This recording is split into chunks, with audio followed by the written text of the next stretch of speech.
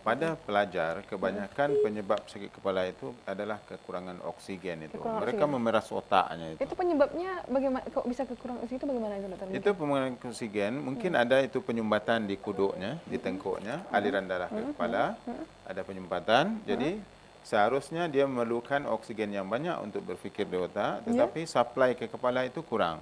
Jadi dengan sendirinya bila aliran darah kurang, juga berkuranganlah supply oksigen tersebut, maka tidak cukup itu untuk bahan berfikir itu, bisa menjadikan sakit kepala itu. Tapi kalau kayak Dek Fahmi tadi itu kan kalau lagi tidur ya Ya, juga kalau terlungkup, tidur kan dia belum terlungkup, lungkup, tetapi ditegakkan kepala. langsung sakit di kepala. Karena betul. aliran darah itu banyaknya di bawah di badan. Jadi posisi tidur juga posisi menunjukkan ya. tidurnya gitu. Kalau dia tidur selari sejajar dengan badannya itu, tidak di tinggi kepala, dia tidak sakit.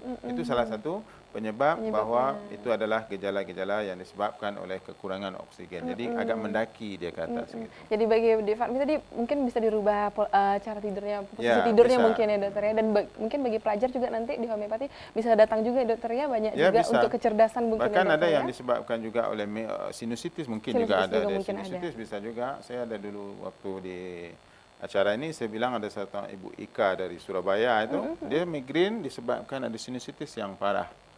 Jadi setelah merawat 3 minggu, diteleponnya ke Al-Jawad, asisten yang menjawab, saya waktu itu di Kuala Lumpur, dia memberikan satu cerita yang enak didengar gitu.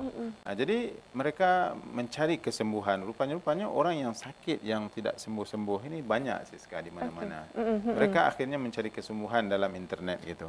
Jadi bertemulah dengan pusat pengobatan Al-Jawad dan terus nelpon dia itu.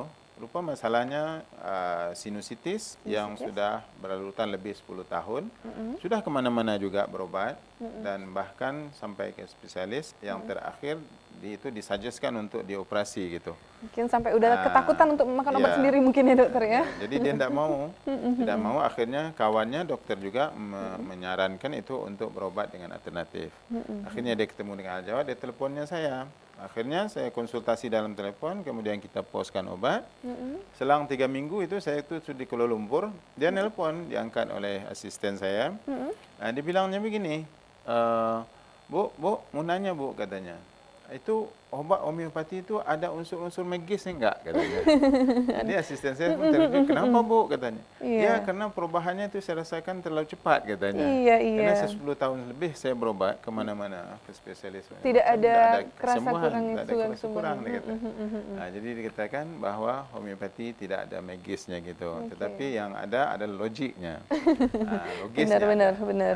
Kemudian akhirnya gejala-gejala sinusitis seperti hidung berair, bersin dan sakit kepala yang ada disebabkan sinusitis itu hilang. Dan bahkan dia mau membawa bapaknya pula berobat ke Al-Jawad gitu. Jadi Pada itulah awalnya, ceritanya. jadi pada awalnya hanya lewat dunia maya ya, bukan Iya. dan berarti dokter pada saat itu pasien dokter itu tidak datang langsung ke tempat namun Tidak. bercerita Dia lewat. nelpon dari Surabaya. Berarti menyebutkan gejala-gejalanya Jadi, juga ya dokter saya ya. konsultasilah, saya tanya dalam telepon apa gejalanya, bagaimana. Itu kita rekodkan, kemudian kita akan pilihkan obat yang sesuai. Alhamdulillah, kebetulan obat itu sesuai betul. Makanya reaksinya itu tercepat gitu. Menarik sekali ya pengalamannya, mungkin bagi pemirsa yang di rumah mungkin juga sekarang. Iya, kita berusaha seperti yang saya bilang tadi. Sekarang kita dalam homeopati kita berusaha mencari apa itu penyebab itu.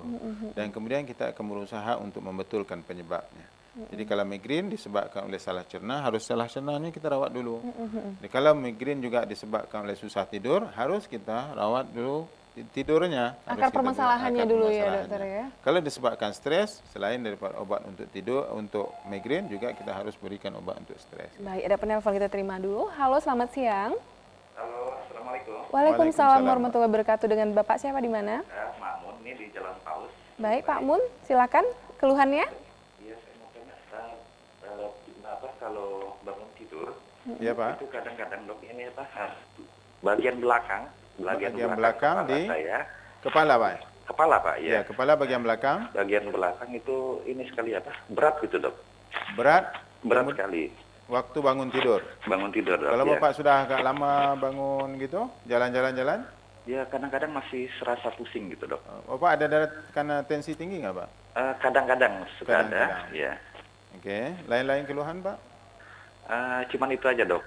Terus kalau mau sholat subuh itu kadang-kadang agak pening gitu dok. Agak pening. Oke. Kadang-kadang. Tadi kita jadi Bapak nama apa Pak? Bapak Makmun.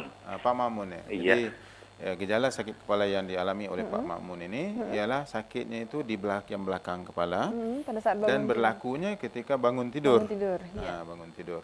Itu salah satu penyebabnya kita tanya tadi, beliau ada juga mengalami tekanan darah tinggi. Jadi tekanan darah tinggi ini Siska gitu, berlakunya penyempitan pembuluh darah itu di bahagian otak, itu bisa juga bahagian belakang ini. Jadi itulah yang berlaku pada Pak Makmun ini. Karena bila bangun pagi itu dalam keadaan dingin, jadi bila ada sudah sumbatan sedikit di kudu itu, maka cuaca dingin itu akan lebih memperparah, Lebih menyempitkan ya. lebih menyempitkan. Dan ketika dibawa bangun itu kan memerlukan oksigen yang lebih untuk bereaksi dengan cepat. Jadi tidak bisa mengimbangi. Akhirnya berlakulah sakit kepala di belakang. Dan kalau sudah dibawa bergerak waktu sembahyang subuh masih ada, itu artinya sumbatan sudah agak lebih permanen gitu. Jadi mungkin nanti dia berujung dengan ketegangan di kudu. Dan untuk Pak Mamun itu kita harus selesaikan cepat. Harus Pak Mamun dirawat dengan betul secara cepat dan harus dibuangkan penyebab-penyebab toksin-toksin yang menghambat dalam pembuluh darah tersebut. Sehingga nanti bila aliran darah itu sudah lancar, itu enggak ada apa-apa lagi gangguan itu. Jadi kerja kita sebenarnya ya, dokter, ya, membuangkan toksin-toksin, darah-darah kotor yang menyumbat itu pembuluh darah tersebut. Nah, itulah yang berlaku. Nah, itu makanya apabila darah tinggi sudah agak lama, biasa berlaku itu dia tegang di sekitar tengkuk dan rasa keras kalau kita pegang gitu. Itu artinya terjadinya arteriosklerosis, penyumbatan. Dan ini bisa menyebabkan pening atau yang berkekalan gitu, atau darah tinggi itu bertambah tinggi dan ujung-ujungnya na'udzubillah, kita berlindung kepada Allah, bisa berlaku stroke gitu. Jadi salah satu penyebab stroke Ya, mungkin bisa. ya, dokter ya. Jadi harus kita rawat secara betul dari awal supaya jangan berlarut gitu. Ya, mudah-mudahan Pak Makmun yang pada siang hari ini menonton kita mungkin merupakan satu petunjuk ya, dokter ya. Mungkin Ya, agar mudah-mudahan Pak Makmun bisa bertanggal Jumat itu saya banyak pasien di Jalan Paus itu. Dan bisa berkonsultasi langsung karena konsultasinya gratis ya, dokter ya. Iya, konsultasi gratis. Mencari masalah ya, dokter ya. Kita ini sebenarnya mencari masalah untuk menemukan pemecahan masalahnya. Benar sekali. Mencari masalah untuk mencari solusi. Benar sekali, benar sekali. Dokter, saya dari tadi pengen tahu ya, dokter ya, bagaimana sih dokter perbedaan antara sakit kepala migrain ini dengan sakit kepala biasa? Suka bingung kan dokter bilang tadi ya, apa sih bedanya? Ini saya sakit kepala biasa apa migrain ini? Bagaimana ini dokter? Bedakan ya. Sekarang begini, pertanyaan itu bagus sebenarnya. Yang paling penting sebenarnya itu keluhan apa yang kita alami, dan saya pernah menyebutkan di RTV ini dulu bahwa keluhan-keluhan tersebut itu adalah bahasa tubuh kita. Bahasa tubuh kita memberitahukan kepada kita bahwa sedang ada masalah. Kalau di kepala sakit artinya sedang ada masalah di kepala. Artinya di situ ada penyumbatan pembuluh darah, atau berlakunya toksin yang sudah agak banyak, atau juga berlakunya penyempitan pembuluh darah yang berkait dengan saraf gitu. Jadi akan berlakulah sakit. Jadi istilah migrain ini sebenarnya Siska itu satu istilah saja. Saya ingat dulu salah satu pakar bekam dari Korea ketika saya belajar bekam yang saintifik itu, katanya bagi setengah-setengah spesialis ini kalau enggak bisa dia menyembuhkan penyakit itu, dibilanglah penyakit ini, dikasihlah nama baru kepada penyakit itu, dikasihkan ini awak ini namanya migrain gitu. Nanti kita sambung dokter, ada penelpon. Baik, kita terima dulu. Halo, selamat siang. Halo. Halo, selamat siang. Siang, dengan Bapak siapa di mana Bapak? Dengan Haji Ismail nih di Dumai. Baik, Bapak Haji Ismail di Dumai, cukup jauh. Pak Haji Ismail di Dumai. Iya, Pak Haji Ismail, silakan keluhannya. Ini begini dok, saya ini sering pening kepala sebelah begitu. Sebelah kiri kanan, Pak? Sebelah. Jadi kadang-kadang tidurnya itu susah. Sebelah kiri apa sebelah kanan, Bapak? Begitulah dokter. Halo, Bapak. Sebelah kiri. Gitu. Sebelah kiri. Bagaimana? Ada gangguan cerna? Halo. Oke. Mungkin agak kurang bagus sinyalnya ya, tapi sebelah kiri ya, ditangkap bagaimana lah itu? gitu. Karena agak jauh dikit nih. Jadi beliau mengalami gangguan Sakit pening, kepala sebelah, sakit kepala di sebelah kiri, dan juga kadang-kadang menjadikan tidur agak susah gitu. Iya, iya. Jadi, karena setiap yang namanya sakit itu Siska tidak ada yang enak itu. Tapi dokter ada penelpon, bagaimana nanti kita jawab sekaligus ya dokter ya? Iya, bisa, Boleh bisa. ya? Baik, halo, selamat siang. Halo siang. Iya, tampaknya terputus. Iya, bagaimana dokter? Jadi apabila ada gangguan sakit kepala atau migrain kah apakah namanya itu, sudah pasti tidak nyaman itu. Benar sekali. Kadang-kadang orang ketawa pun kita marah. Itu. Okay? Benar, benar. Jadi apabila ada gangguan sakit kepala, sudah seharusnya dan sudah pasti mengganggu fungsi tidur. Iya. Jadi artinya apa yang dialami oleh Bapak dari Dumai ini itu agak serius juga gangguan tuh. Kalau sudah sampai mengganggu tidur itu, susah tidur, itu biasanya sudah agak makan waktu juga itu. Sudah agak makan waktu ya. Jadi saran saya, satu, kalau Bapak minum kopi, jangan minum kopi, dan kalau ada penyakit mah, itu jangan banyak makan cabai atau makanan yang masam-masam, atau jangan minum kopi. Dokter, mungkin tadi pertanyaan saya tadi belum dijawab ini dokter, bagaimana ini penyebabnya? Oke, apa tadi? Perbedaan antara sakit kepala biasa tadi dengan migrain ini. Oke. Jadi menurut pakar bekam dari Korea, Istilahnya ya dokter ya. istilahnya katanya, bagi dia itu semua penyakit itu pada umumnya bisa disembuhkan. Cuma kadang-kadang katanya kalau pergi ke dokter spesialis, jadi kalau tidak bisa disembuhkan penyakit itu, diberinya lah nama-nama baru kepada penyakit itu. Oh, ini namanya migrain. Ini kamu nih keturunan katanya, ini tidak bisa sembuh. Jadi pasien itu seolah dipaksa menerima bahwa penyakitnya itu namanya ini dan keturunan dan tidak bisa sembuh kan gitu. Jadi dalam pandangan homeopati bahwa kebanyakan penyakit itu adalah curable, artinya boleh disembuhkan, bisa disembuhkan. Insyaallah. Tapi harus jelas penyebabnya bagaimana dan pantang larang daripada itu penyakit tersebut juga harus diperhatikan selain daripada kita berikan obat-obat yang sesuai. Pantangannya gitu. Ya dokter ya. Benar. Namun kalau menurut saya sakit kepala biasa sama migrain lebih kurang sama ya rasanya dokter, sama-sama sakit, sama-sama pusing. Itu yang saya bilang tadi. Yang penting sebenarnya bukan istilah. Istilah ya dokter ya. Apalah artinya sebuah benar nama. Juga, benar. Yang paling penting bagaimana yang kita rasakan. Kalau kita beritahu namanya penyakit gini pun dirawat tidak sembuh-sembuh pun tidak ada artinya. Bahkan saya nggak tahu nama penyakit, kalau saya rawat sembuh pun itu lebih baik kan. Benar. Karena jadi yang pasien itu penting dia maunya kesembuhan. Yang penting kesembuhan ya dokter ya. Dan di kepala kita ini kan sungguh banyak saraf nih dokter yang saling berkaitan ya dokter. Seperti mulai dari mata juga bisa terganggu karena sakit kepala ya dokter ya. Itu makanya setiap masalah yang sudah ada dia akan mendatangkan masalah-masalah baru. Tubuh kita adalah satu sistem. Jadi sistem itu yang harus dibetulkan supaya sembuhnya itu permanen.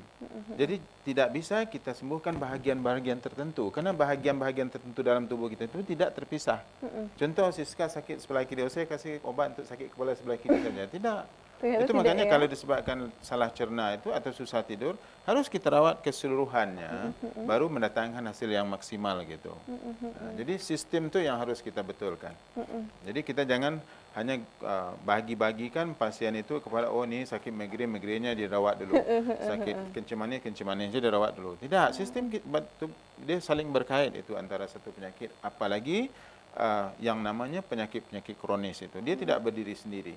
Itu makanya saya bilang tadi, selagi penyakit itu baru atau belum serius, rawatlah secara sempurna agar dia bisa sembuh dengan sempurna juga. Tapi kalau sudah bertambah, akhirnya kalau kita lihat, semakin banyak lama orang makan obat, semakin banyak penyakit. Semakin banyak penyakit, semakin banyak pula obat yang harus dimakan gitu. Semakin seharusnya secara logisnya semakin lama kita makan obat, semakin kurang penyakit. Semakin kurang penyakit, semakin kurang juga obat. Benar. Gitu. Dan karena kalau bisa jangan sampai minum obat lagi ya dokter ya. Ya kalau sudah sembuh, tidak perlu makan obat, makan nasi aja perlunya. Benar-benar sekali. Biasanya dokter penanganan untuk mengobati sakit migrain ini makan waktu berapa lama dokter? Dia bergantung Siska kepada keseriusan penyakit tersebut dan bagaimana si pasien ini menjaga pemakanan. Berarti kita harus juga menjaga pola makan juga ya dokter ya? Iya, benar. Itu sudah pasti. Karena pantang larang dalam penyakit ini itu artinya sama dengan pupuk itu yang bisa menyuburkan kembali tanaman yang sudah hampir mati. Jadi penyakit bila sudah hampir mati, sudah hampir sembuh, kalau dimakan pantang larang, ya bisa kambuh lagi. Kambuh lagi. Ya, Dan begitu itu juga makanya harus disiplin. Untuk sehat harus ada kerjasama antara dokter dengan si pasien dalam arti yang sebenarnya. Artinya si pasien harus disiplin menjaga pemakanan dan harus si dokter harus ikhlas dalam merawat, memberikan obat-obat yang tepat gitu. Bukan manipulasi, bukan begitu, tidak. Jadi akhirnya terjadilah kesembuhan, dan kesembuhan itu adalah kesembuhan yang permanen yang diharapkan oleh semua orang yang sakit.